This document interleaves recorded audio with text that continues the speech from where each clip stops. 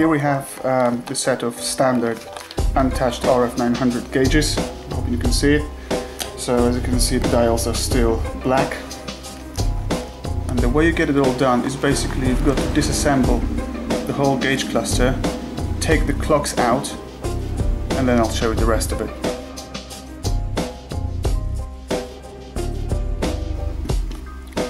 So get your spanners and basically unscrew all of those little ones. I got them loose already, so it should go a bit quicker.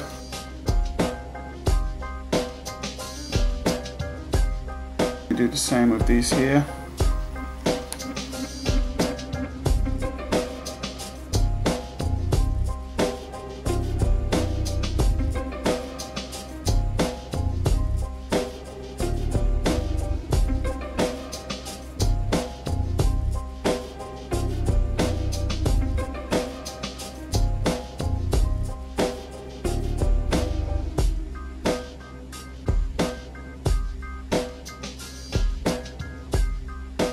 We still have that one here.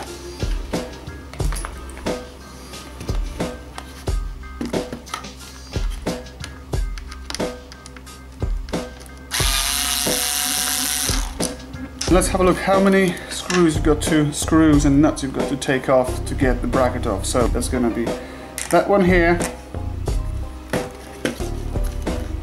this, that one here, one here at the top,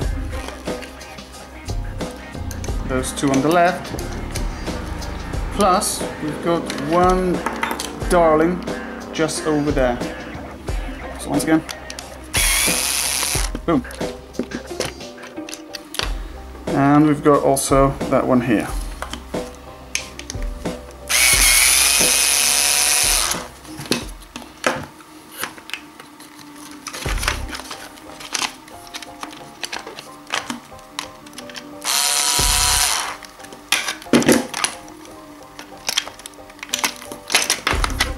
There we go. So that's all disassembled. Let's now take this off.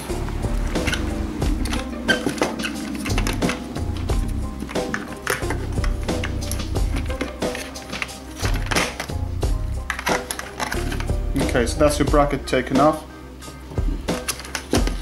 And all your clocks are now loose. You can nicely take them out.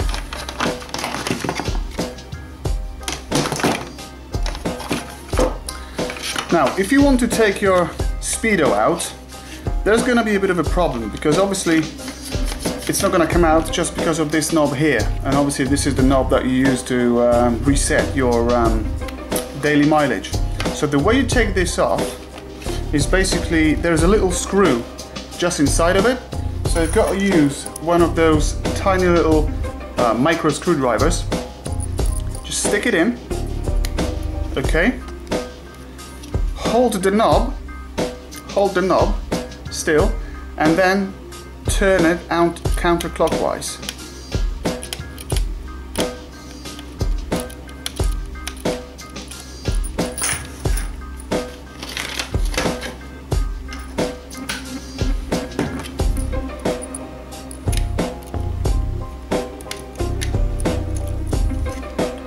And then you simply take it out.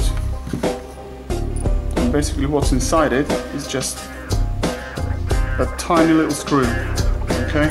So this tiny little screw basically goes back at the top of that. Okay, so when you want to assemble it, you simply put it in here.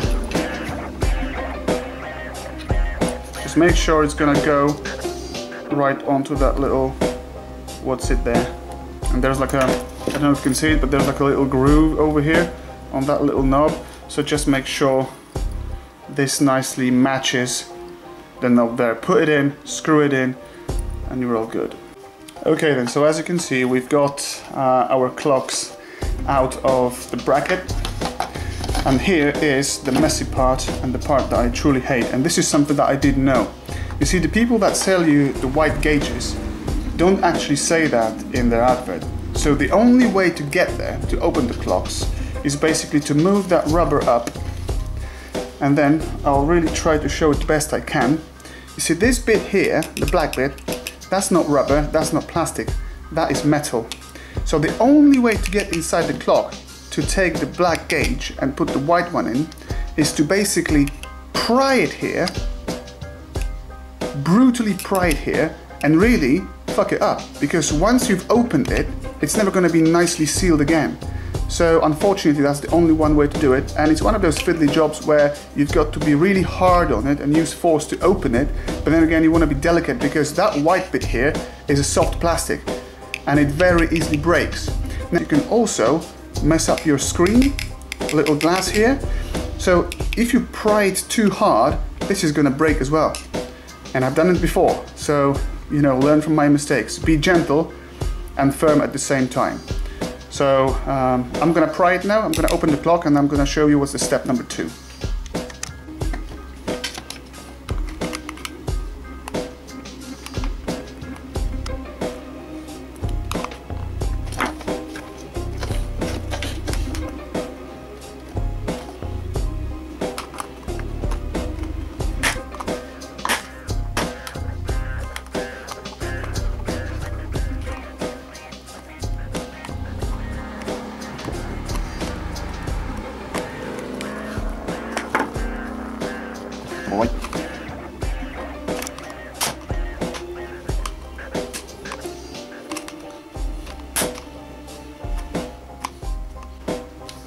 Alright then, so once again have a look at the difference. That particular one was untouched yet.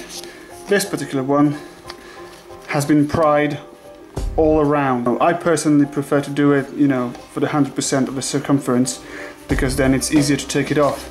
If you leave, let's say, I don't know, 5 centimeters segment here, which is completely untouched, then it's still gonna hold it. You're gonna be pulling from one side, but that side here will be holding it. So I've just done, you know, all of it, all around it. So let's see if it comes off.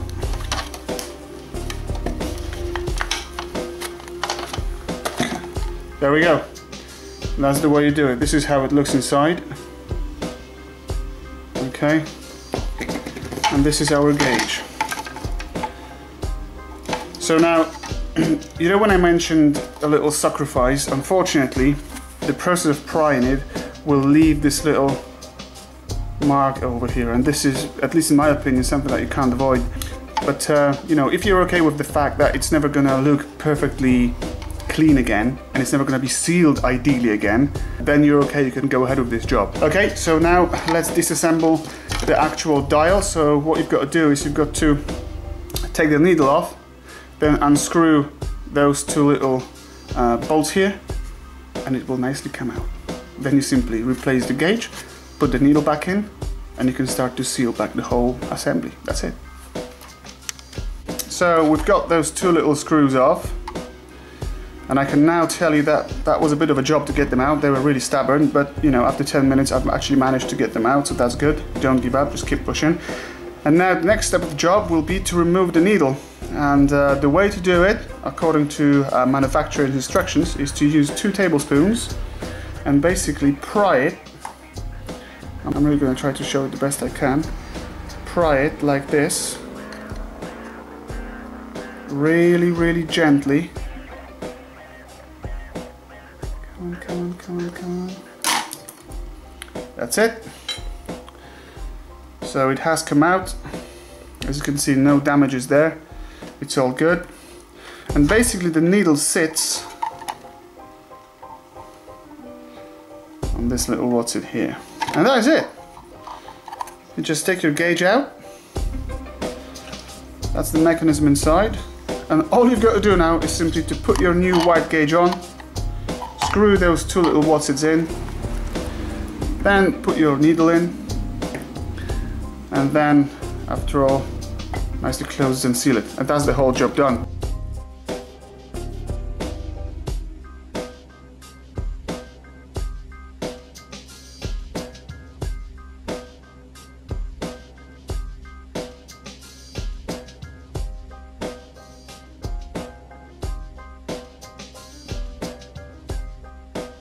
What you've got to do is simply, you see this little, what's it here?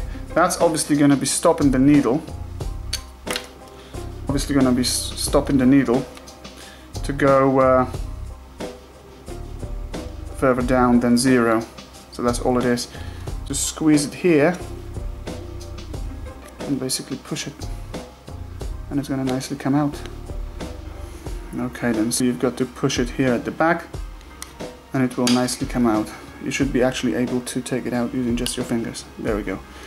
So reinstall that little bit in your white gauge in the same place, just by the 0, and start reassembling it.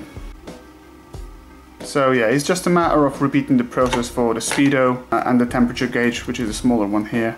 Then you put all of it in, assemble the whole gauge cluster with the bits that you can see there. Then the assembled gauge cluster goes back into its place on the motorcycle. That's the way you do it.